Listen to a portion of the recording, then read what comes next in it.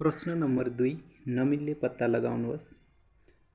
396 462 572 427 427 होइन, यहाँनिर चाहिँ 472 हो। यो चाहिँ कति हो त? 472 हो। यो चाहिँ 472 हो है।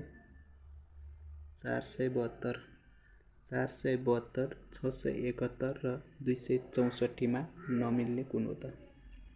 Option A 396, option B 472, option C 671, option D 264। तपाईको समय सुरु भइसकेको छ। आफ्नो एन्सर कमेन्ट गर्नुहोला।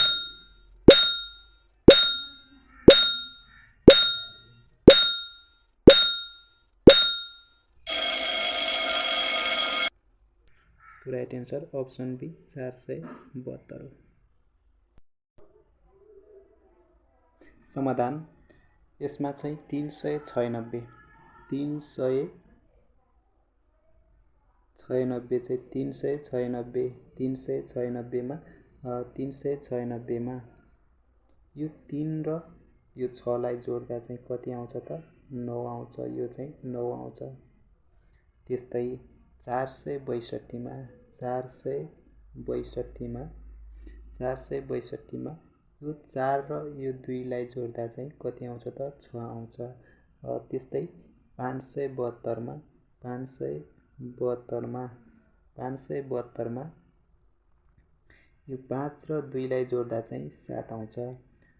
त्यस्तै 671 मा 6 र 1 लाई जोड्दा 7 आउँछ। 264 मा 2 र 4 लाई जोड्दा 6 आउँछ भने यसमा चाहिँ 427 छ। 400 चाहिँ 72 छ। 472 छ। यसमा चाहिँ के आउनु पर्ने हो त भन्दाखेरिमा यो 2 र यो 4 लाई जोड्दा चाहिँ 6 आउनु पर्नेमा यसमा चाहिँ छ कति?